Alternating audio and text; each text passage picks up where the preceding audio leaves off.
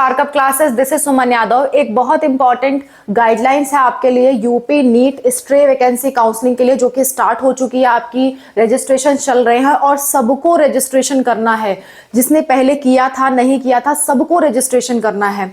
तो यूपी की जो काउंसलिंग है स्ट्रे वैकेंसी राउंड की फॉर एमबीबीएस एंड बीडीएस, उससे रिलेटेड बहुत सारे इंपॉर्टेंट रूल्स हैं जो मैं आपको समझा देना चाहती हूँ। उन रूल्स को समझे बिना आप पार्टिसिपेट मत करिएगा, वो रूल्स ध्यान से समझिए। ऑफिशियल वेबसाइट्स पे रूल्स आए हुए हैं, आप चाहें तो वहां से क्रॉस वेरीफाई भी कर सकते हैं। UP MBBS BDS, UP MBBS BDS का स्ट्रे राउंड चालू है। ठीक है, आपका जो स्ट्रे राउंड है वो चालू है। स्ट्रे राउंड का रजिस्ट्रेशन चल रहा है, स्ट्रे राउंड। और स्ट्रे राउंड का जो रजिस्ट्रेशन है वो आपका 11 नवंबर से स्टार्ट हुआ है और ये चलेगा आपका 14 नवंबर तक। 11 नवंबर से 14 नवंबर तक यूपी एमबीबीएस बीडीएस का जो रजिस्ट्रेशन है वो चलेगा। ठीक है, रजिस्ट्रेशन। और रजिस्ट्रेशन सबको करना है, चाहे आपने पहले किया हो या ना किया हो, सबको रजिस्ट्रेशन करना है। जिसको भी पार्टिसिपेट करना है, जो भी पार्टिसिपेट करने के लिए एलिजिबल हैं और करना चाहते हैं, उन सबको रजिस्ट्रेशन करना है। हाँ, आप नहीं पार्टिसिपेट करना चाहते तो मत करिए, लेकिन अगर आपको पार्टिसिपेट करना है और आपने पहले किया हुआ है या नहीं किया हुआ है, उससे कोई फर्क नहीं पड़ता, सबको रजिस्ट्रेशन करना पड़ेगा। और रजिस्ट्रेशन के 2000 रुपए लगेंगे, वो सबको देने पड़ेंगे। बात समझ में आ गई? अच्छा, अब इसके क्या क्या रूल्स हैं, क्या क्या एलिजिबिलिटी है, वो हम डिस्कस कर रहे हैं।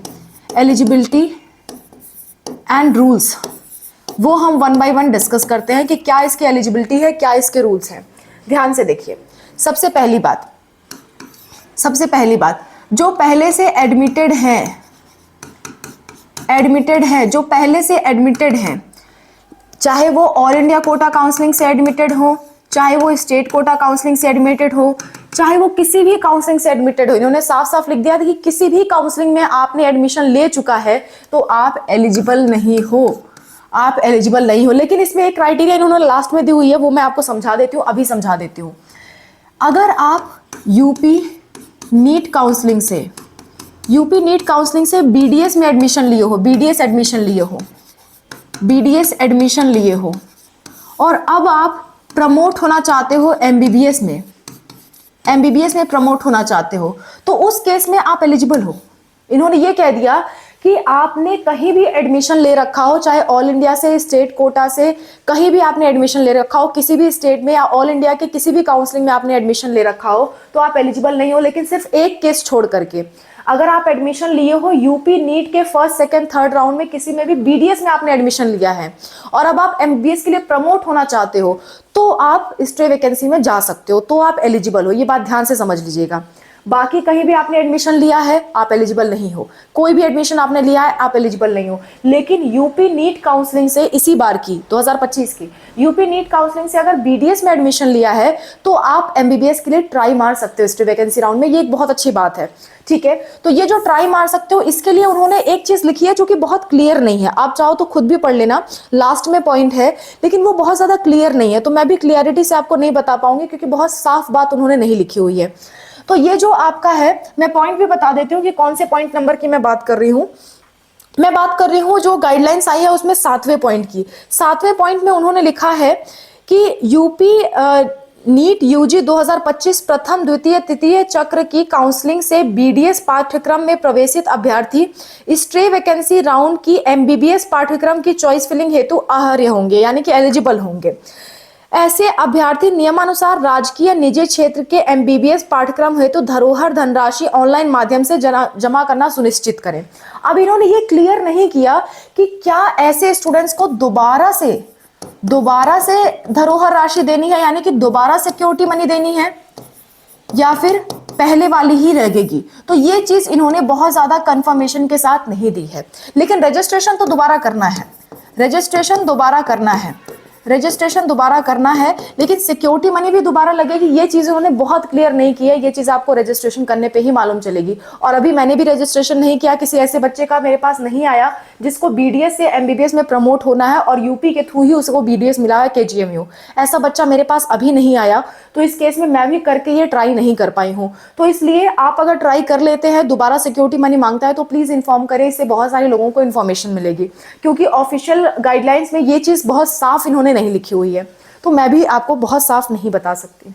दूसरा, दूसरा एलिजिबिलिटी, ये एक बहुत मेजर चेंज था, पहले ऐसा कभी हुआ नहीं था, फर्स्ट टाइम वो ऐसा आपको अलाउ कर रहे हैं। दूसरी बात ये है कि अगर आपको यूपी में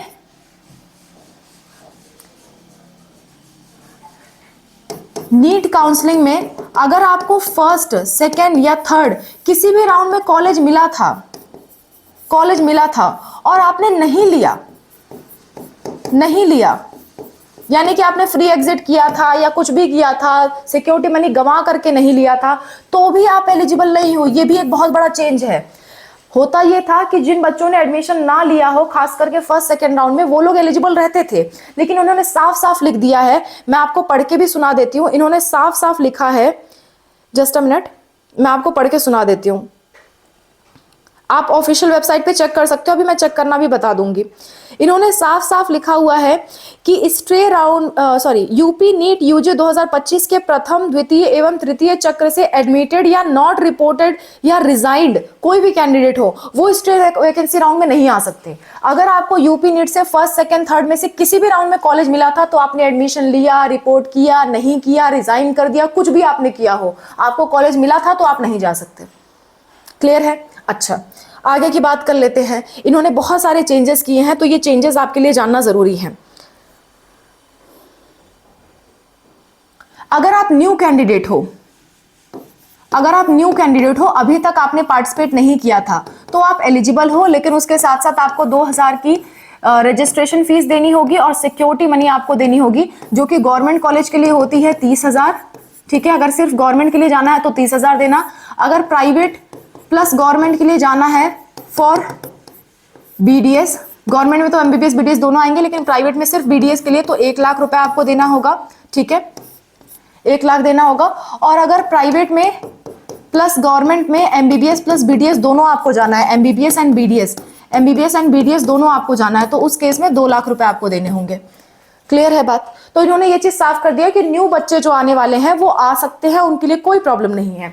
और अगर कोई ऐसा स्टूडेंट है जिनको अभी तक कोई सीट नहीं मिली है, नो सीट अलॉटेड, अभी तक उनको कोई सीट नहीं मिली है, वो लोग भी एलिजिबल है, वो लोग आराम से इसमें आ सकते हैं, चाहे वो किसी भी राउंड में पार्टिसिपेट किए हो। अगर सीट नहीं मिली है तो बिल्कुल आ सकते हैं, बिल्कुल उनका वेलकम है। ठीक है, तो ये सारी जो नियम कानून है ये इन्होंने मेंशन किया हुआ है, बहुत लंबे चौड़े डिटेल्स के साथ इन्होंने मेंशन किया है। तो मैंने आपको ये सारे 4 पॉइंट जो इंपॉर्टेंट पॉइंट्स थे वो आपको बता दिए। बाकी जो एलिजिबिलिटी है बाकी सारे राउंड्स के लिए जैसी थी वैसे ही इसमें भी है, लेकिन ये 4 चीजें बहुत स्पेशल थी जो मुझे आपको बताना जरूरी था, तो मैंने आपके लिए बता दिया। अब ऑफिशियल वेबसाइट पे मैं दिखा देती हूँ ये चीज कहाँ पे आई हुई है, कहाँ से आप देख सकते हो खुद, क्योंकि आपका खुद का देखना भी जरूरी है। तो आपको टाइप करना है UPDGME। ठीक है, UPDGME टाइप करके आपको सर्च कर देना है। आपके पास ये वेबसाइट आएगी DGME यूपी करके, इसमें काउंसलिंग्स एंड अलॉटमेंट पे जाना था, वो मैं आपको जाके दिखा देती हूँ। काउंसलिंग्स एंड अलॉटमेंट आपको यहाँ दिख जाएगा ग्रीन कलर में, काउंसलिंग एंड अलॉटमेंट, उस पर आपको क्लिक कर देना है। क्लिक करने के बाद बहुत सारे नोटिस आए हुए हैं, वो आपको नजर आ जाएंगे। वो नोटिस भी मैं आपको दिखा देती हूँ, कुछ पीजी से रिलेटेड है, पर हमें यूजी वाला नोटिस पे फोकस करना है। उस यूजी वाले नोटिस को डाउनलोड करके आप एक एक चीजें डिटेल में खुद भी पढ़ सकते हो। मैं आपको दिखा देती हूँ, देखिए ऐसे डिस्क्रिप्शन में आ जाएगा नोटिस। तो नोटिस ये वाला, important guidelines for candidates participating in stray round, ये वाला जो नोटिस है 4थे नंबर का, अभी आप जाओगे तो 4थे नंबर पे है। अगर आप कुछ दिन बाद जाओगे तो हो सकता है कुछ नया नोटिस आ जाए तो नंबर चेंज हो जाए, लेकिन ये आपका नोटिस है, अभी फिलहाल 4थे नंबर पे है। डाउनलोड करके दिखा देती हूँ। ये नोटिस डाउनलोड करने के बाद मैं आपके सामने ओपन कर रही हूँ, सब कुछ हिंदी में उसमें लिखा हुआ है। Just once, 1 minute, just a minute, थोड़ा सा टाइम लग रहा है ओपन होने में। तो ये जो नोटिस है, ये नोटिस आया हुआ है, इसमें देखिए सबसे इंपॉर्टेंट पॉइंट आपका ये दूसरा वाला है कि यूपी नीट यूजी 2025 के प्रथम, द्वितीय एवं तृतीय चक्र में एडमिटेड या नॉट रिपोर्टेड आफ्टर अलॉटमेंट या रिजाइंड, कुछ भी आपने किया हो, आप लोग एलिजिबल नहीं हैं, साफ साफ लिखा हुआ है। दूसरा पॉइंट इंपॉर्टेंट है आपके लिए। इसके बाद नीचे का ये वाला जो पॉइंट है, 7वां पॉइंट, यूपी नीट यूजी के प्रथम, द्वितीय एवं तृतीय चक्र की काउंसलिंग से बीडीएस पाठ्यक्रम में प्रवेशित अभ्यर्थी जो प्रवेश ले चुके हैं वो स्टे वैकेंसी राउंड में एमबीबीएस के चॉइस फिलिंग के लिए आ रहे होंगे, यानी कि एलिजिबल होंगे। ठीक है, और ऐसे लोगों को नियमानुसार ये सिक्योरिटी फीस देना होगा। ये चीज उन्होंने बहुत क्लियर नहीं की है कि पहले जिसने दे रखा है उसको भी देना है या पहले से जिसने दे रखा है उसे नहीं देना।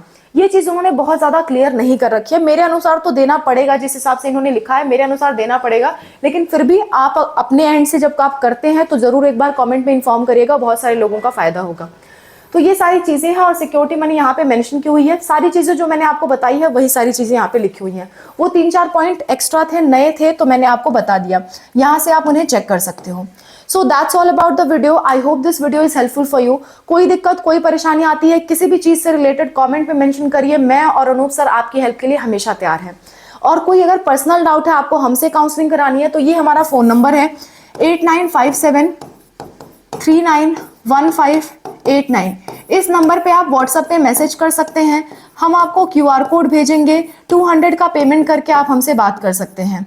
और अगर काउंसलिंग कराना है तो इसी नंबर पे कांटेक्ट करके काउंसलिंग के चार्जेस पता करके काउंसलिंग भी करा सकते हैं।